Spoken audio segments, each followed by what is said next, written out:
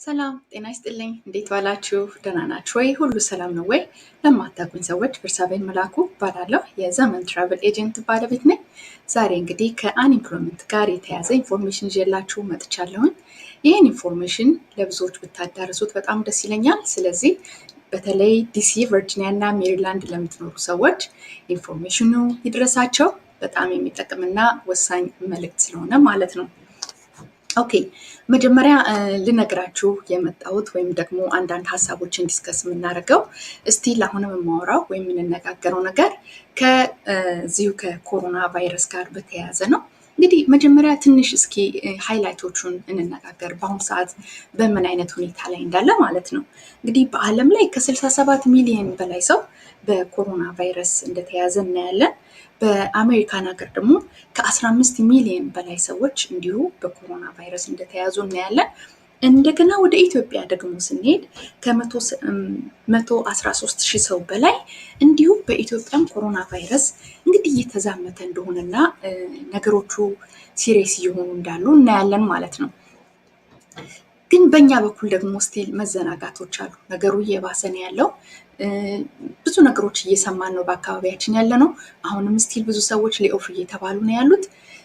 ነገር ግን እንዴት ነው እስካሁን ድረስ በእኛ ፐርሰናሊ ሁላችንም ራሳችንን ነው ማየት ያለብን እና ጥንቃቄያችን እንዴት ነው ያለው? ማስክ እያደረግን ነው ወይ? ርቀታችንን እየጠበቅን ነው ወይ? እጃችንንስ ቶሎ ቶሎ እየታጠብን ነው ወይ? እነዚህን ነገሮች መዘናጋት የለብንም።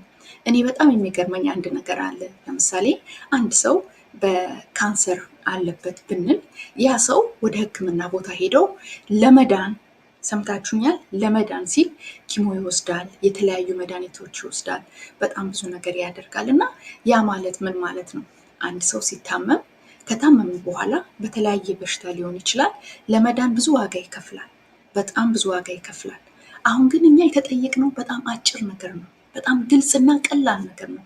ስቴይ ሆም፣ ቤታችን በምንሆን ሰዓት በጣም ለብዙ ነገር ሰዎችንም እንዳናሲዝ እንዲሁም ራሳችን እንዳንታመም በጣም ቀላል ነገር ነው የተጠየቅነው። ማስክ ማድረግ ማለት የመጨረሻ ቀላል ነገር ነው። ሰው ማስክ አድርጎ ርቀቱን ጠብቆ ለራሱም ጤንነት ለሌሎቹም የሚተርፍ ከሆነ ያንን ብናደርግ መልካም ነው ብዬ አስባለሁ። ብዙ ዋጋ እንዳንከፍል ማለት ነው። እና ብዙ ሰዎች እየተዘናጋን እንደሆነ ስላየሁና ስላሰብኩኝ ነው ይሄንን መናገር የፈለኩት። ኦኬ አሁን ደግሞ ወደ መጣሁበት ቶፒክ እንሄዳለን። ዛሬ የምናወራው ስለ አንኢምፕሎይመንት ነው። እንግዲህ አንኢምፕሎይመንት ከማርች እና ከጃንዋሪ ማርች አካባቢ ጀምሮ በጣም ለብዙ ሰዎች እየተሰጠ ያለ ነገር ነው። ብዙ ሰዎች በዚህ ተጠቅመዋል። በጣም ደስ የሚል ነው። አሜሪካን ሀገር ካለው መልካም ነገራቸው ምንድን ነው? አይኖ ኢትስ አውር መኒ፣ የራሳችን ታክስ ነው። ግን ማለት ሲስተሙ ጥሩ ነው። በእንደዚህ አይነት በችግር ጊዜ ላይ ሰዎችን ለመርዳት መቻላቸው በጣም ትልቅ ነገር እንደሆነ አስባለሁኝ። እና ነው ጋድ ብለስ አሜሪካ፣ እውነት ለመናገር ትልቅ ነገር እንደሆነ አይቻለሁ አስባለሁ። ኦኬ ግን በዚህ ውስጥ ደግሞ ያው ኮሮና ቫይረስ ሁላችንም እንደምናውቀው ለሁሉም ሰው አዲስ ነው። ለገቨርንመንቱም አዲስ ነው፣ ለእኛ ለህዝቡም ደግሞ አዲስ ነው። ምንም እነሱም የተዘጋጁበት ነገር የለም እና ዓለም ላይ ይሄ ነገር ሲመጣ ለብዙዎቻችን አስደንጋጭ፣ ለብዙዎቻችንም አዲስ ነገር ነው። ስለዚህ አንኢምፕሎይመንትንም ስታስቡ ሲስተሙ አዲስ ማለት ነገሩ በፊትም የነበረ ቢሆን አንኢምፕሎይመንት ሲስተሙ ማለት ነው። ግን እንደዚህ አይነት ትልቅ ዲዛስተር ወይም እንደዚህ አይነት ትልቅ ወረርሽኝ ይመጣል ተብሎ የታሰበና የታወቀ ነገር ስላልሆነ እንግዲህ ይህንን ነገር ደግሞ አንኢምፕሎይመንቱን ደግሞ አቢዩዝ የሚያደርጉ በጣም ስርዓት የሌላቸው ራሳቸውን በጣም የሚወዱ እንዲሁም ደግሞ አይምሯቸው በጣም ለክፋት የተዘጋጀ ብዙ መጥፎ ነገር የሚያደርጉ ሰዎች ደግሞ እንዳሉ ኦቪየስ ነው። ይሄ የታወቀ ነገር ነው። እና እስኪ አንኢምፕሎይመንቱን በምን አይነት መልኩ አቢዩዝ እንደተደረገ አሳያችኋለሁ። አንድ ትንሽ ለ3 ደቂቃ የሚፈጅ ከዜና ላይ ያገኘሁትን ክሊፕ አሳያችኋለሁ። መጀመሪያ እሱን እንድታዩ ትጋብዛችኋለሁ ማለት ነው።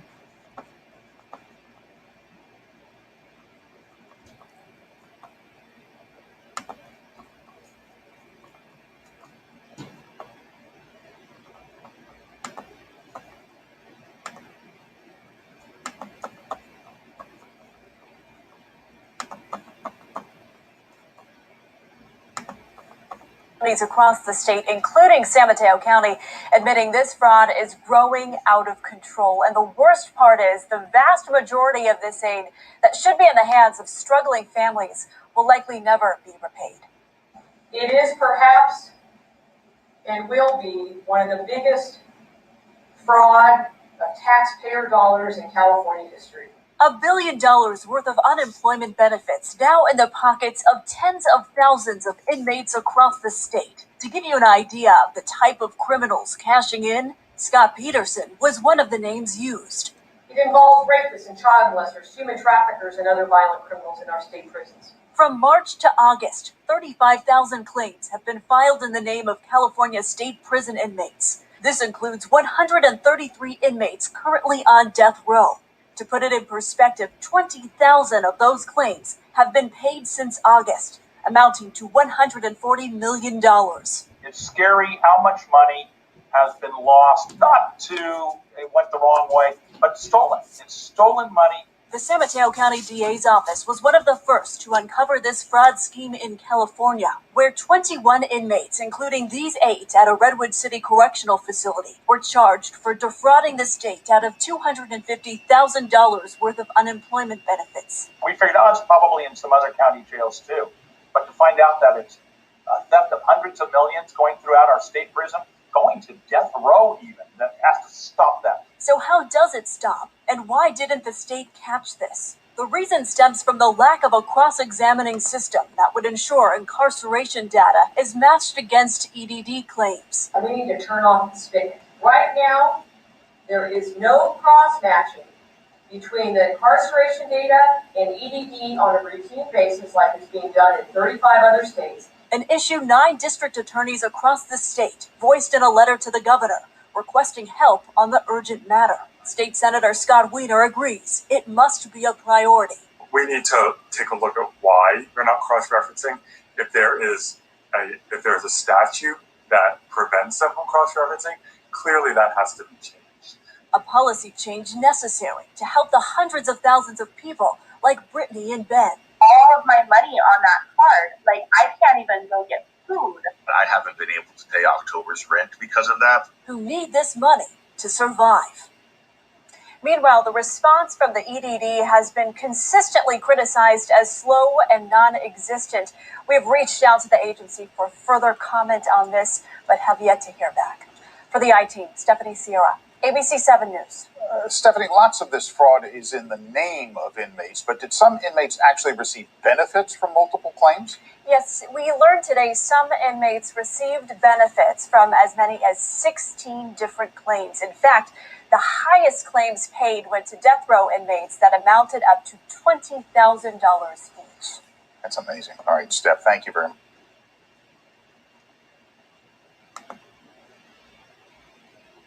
Okay. እንግዲህ ዜናውን አያችሁት አይደለም? ሰዎች በእስር ቤት ተቀምጠው እስረኞች አንዳንዶቹ ያውን በጣም የሚደንቀው ነገር የሞት ፍርድ የተፈረደባቸው እስረኞች እስር ቤት ድረስ ማለት ነው በእነሱ አድራሻ ገንዘብ ይመጣላቸው እንደነበረ የአንኤምፕሎይመንት ገንዘብን ክሌም አድርገው ይመጣላቸው እንደነበረ እንግዲህ የሚያሳይ ዜና ነው ማለት ነው ያሳያችሁና እንግዲህ በአንድ በኩል እውነተኛ ሰዎች ልጆች ያላቸው ቤተሰብ ያላቸው የቤት ኪራይ መክፈል አቅቷቸው ምክንያቱም ገንዘቡ በበቂ ሁኔታ ስላልተካፈለ ወይም ስላልደረሳቸው ማለት ነው የእውነተኛ ሰዎች ገንዘቡ ሳይደርሳቸው ነገር ግን በእስር ቤት ያሉ ወንጀለኞች በብዙ ነገር ውስጥ የሚፈለጉ ሰዎች ያውም የሞት ፍርድ የተፈረደባቸው ሰዎች ግን እዛ ቁጭ ብለው ገንዘቡ ወደነሱ የሚሄድበት ሁኔታ ተፈጥሯልና እንግዲህ ምን ያህል ኮራፕሽን በዚህ ውስጥ እንዳለ እንደሆነም ደግሞ እንድታዩ ስለምፈልግ ነው ይሄንን ቪዲዮ ያሳየዋችሁ ማለት ነው። ኦኬ አሁን ደግሞ አንድ የማሳያችሁ አንድ ሼር ማረጋችሁ አለ እሱን ያነበብኩኝ ደግሞ አንዳንድ ነገሮችን ስለ ከሱ ያነበብኩ አሳያችኋለሁ ማለት ነው።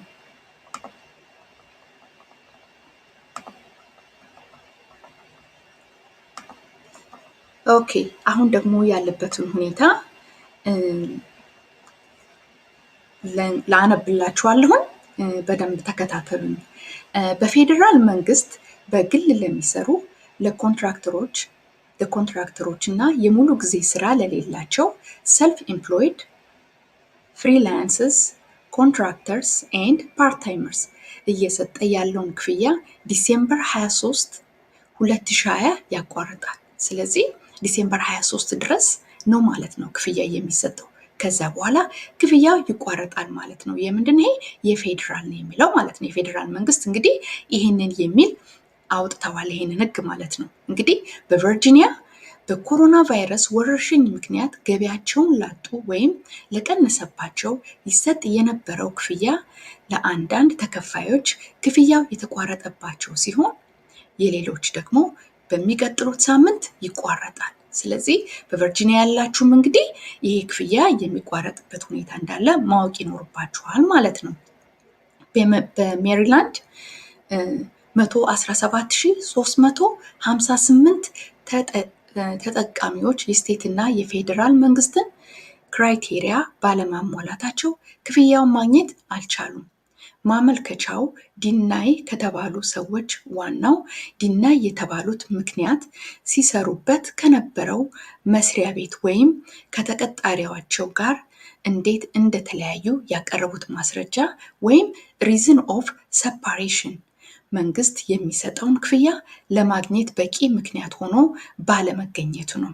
እንግዲህ ዲናይ የተባለበት ምክንያት ደግሞ እናንተ ከመስሪያ ቤቶች ጋር ዲል የምታደርጉት ወይም ስትጨርሱ የምታመጡትን ነገር ያንን ቼክ አድርገው በዛ ምክንያት ነው ማለት ነው ዲናይ የተባላችሁት።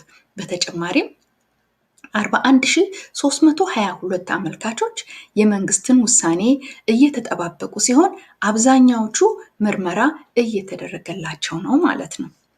ከወረርሽኙ ጋር በተያያዘ ሙሉ በሙሉ ወይም በከፊል ስራ ያቆማችሁ ወይም ገቢያችሁ የቀነሰ በቨርጂኒያ፣ በዲሲ ወይም በሜሪላንድ የምትኖሩ ተጠቃሚዎች የቤኔፊት ወይም የክፍያው የጊዜ ሰሌዳ ስኬጁል ይህንን ይመስላል።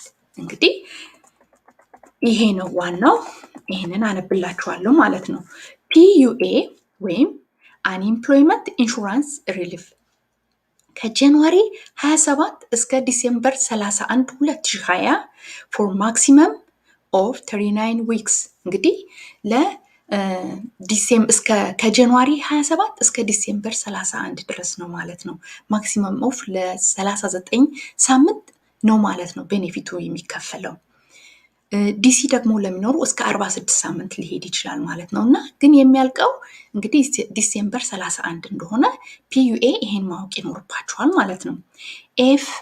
ኤፍፒዩሲ ወይም ደግሞ ፌዴራል ፓንዳሚክ አንኤምፕሎይመንት ኮምፐንሴሽን የሚባለው ደግሞ ከማርች 29 እስከ ጁላይ 31 ድረስ ነው። ይህንን ኳሊፋይ ላደረጉ ሰዎች ሲከፈል የነበረው ማለት ነው። ኤልደብሊውኤ ወይም ደግሞ ሎውስት ዌጅ አሲስታንት የሚባለውን ደግሞ ከኦገስት 1 እስከ ሴፕቴምበር 5 ድረስ ማክሲመም ኦፍ 6 ዊክስ ይሄ ደግሞ ከ5 እስከ 6 ሳምንት በነበረው ኦልሬዲ እነዚህ ክፍያዎች ተጠናቀዋል። ግን እነዚህ ነበሩ ማለት ነው እስካሁን ድረስ ሲከፈል የነበረው። ስለዚህ ፒዩኤ ደግሞ በዲሴምበር 31 እንደሚያልቅ ማወቅ ይኖርባችኋል ማለት ነው። በሚቀጥሉት 60 ቀናት ከስቴትም ሆነ ከፌዴራል መንግስት በነፊት ወይም ስቲሙለስ ፓኬጅ ይኖራል ተብሎ አይጠበቅም። ይህም ካለው የመንግስት ለውጥ ጋር በተያያዘ ነው ማለት ነው። እንግዲህ አሁን እያያችሁ ነው በአሜሪካን ሀገር ጆ ባይደን ኦልሬዲ አሸንፏል። ስለዚህ ዶናልድ ትራምፕ እና ጆን ባይደን በሚቀያየሩበት ጊዜ በዛ ሰዓት ደግሞ ራሱን የቻለ የሚያመጣው እንደገና ራሱን የቻለ ችግር ይኖራል ማለት ነው እና ስቲሙለስ ቼኩ በአሁኑ ሰዓት ላይከፈለን ስለሚችል እንግዲህ በሚቀጥሉት 2 እና 3 ወራት ውስጥ እነዚህ ነገሮች መጠበቅ የለብንም ማለት ነው። እሺ፣ ስለሆነም የምግብ፣ የመጠለያ፣ የገንዘብ እርዳታ የሚያስፈልጋችሁ የምትኖሩበትን ከተማ፣ ካውንቲና ስቴት ሶሻል ሰርቪስስ እና እርዳታ ሰጪዎችን መጠየቅ እንድትጀምሩ ትመከራላችሁ። እኛም የምናገኘውን መረጃ ወይም ኢንፎርሜሽን በየጊዜው እናደርስላችኋለን። እንግዲህ ይህንን እንግዲህ አሁን ያነበብኩላችሁን ከአንዳንድ ቦታ ያገኘሁትን ኢንፎርሜሽን ነው ይዤላችሁ የመጣሁት ማለት ነው። አሁን ይሄ እውነታው ይሄንን ይመስላል። ስለዚህ አንኤምፕሎይመንት እየሞላችሁ ያላችሁ ሰዎች ቤኔፊት እያገኛችሁ ያላችሁ ሰዎች እንግዲህ በሚቀጥሉት በዚሁ በዲሴምበር መጨረሻ አካባቢ ይሄ ነገር ሊቋረጥ ይችላል ማለት ነው። ኦኬ ይሄ ነገር ከሆነ እኛ ምን ማድረግ አለብን የሚለውን ደግሞ ማሰብ ይኖርብናል። አንደኛ በምትኖሩበት ካውንቲ አሁን እንደነገርኳችሁ እንዳነበብኩላችሁ ማለት ነው በአካባቢያችሁ ያሉትን እርዳታ ልታገኙባቸው የምትችሉትን ነገሮች ሁሉ ሚንሶች መፈለግ ይኖርባችኋል ማለት ነው። ሌላ እኔ እንግዲህ እስካሁን ድረስ እየመጣው የማሳያችሁ የተለያዩ ዌብሳይቶች አሉ። እንዴት አድርጋችሁ የቤት ኪራይ ሊከፈልላችሁ እንደሚችል፣ የት ቦታ ሄዳችሁ የምግብ እርዳታ እንደምታገኙ፣ በምን አይነት መልኩ ገንዘብ እርዳታ ማግኘት እንደምትችሉ አሁንም አይ ፕሮሚስ እየመጣሁኝ የማገኘውን ኢንፎርሜሽን በሙሉ አደርስላችኋለሁ። በእናንተ በኩል ግን ሪሰርች ማድረግ ይኖርባችኋል። ሁልጊዜም ማወቅ ያለባችሁ ነገር ብቻችሁን አይደላችሁም። ከየትኛው አቅጣጫ ቢሆን እርዳታ ማግኘት ትችላላችሁ። የሚያስፈልገው ነገር እንደ ኮሚኒቲ እኛ መተጋገዝ አለብን፣ መተባበር አለብን። ኢንፎርሜሽኖችን ደግሞ እርስ በርሳችን መቀባበል አለብን። ሰነፍ ስለሆንን ስራ ስለማንሰራ እንደዚህ አይነት ነገሮች አይደሉም። our reason is ኮቪድ። ስለዚህ ዶንት ቢ ሻይ። ቤታችሁ ተቀምጣችሁ ምን ይሻለኛል እያላችሁ መጨነቅ የለባችሁም። you should call us።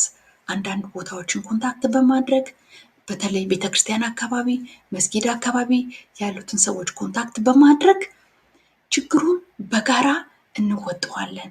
ኢትስ ኖት ይሄ ባንዳችን ብቻ የመጣ ነገር አይደለም። በሁላችንም ያለ ነው። ሁላችንም ደግሞ ያለንን በመከፋፈል ኢንፎርሜሽን በመነጋገር ገንዘብም ቢሆን ያለንን ነገር እርስ በርሳችን አንዳችን ለአንዳችን ያለንን በመስጠት በመተጋገዝ ይህንን ጊዜ ማለፍ እንዳለብን አስባለሁኝና ያላችሁንም ገንዘብ በአግባቡ ተጠቀሙ።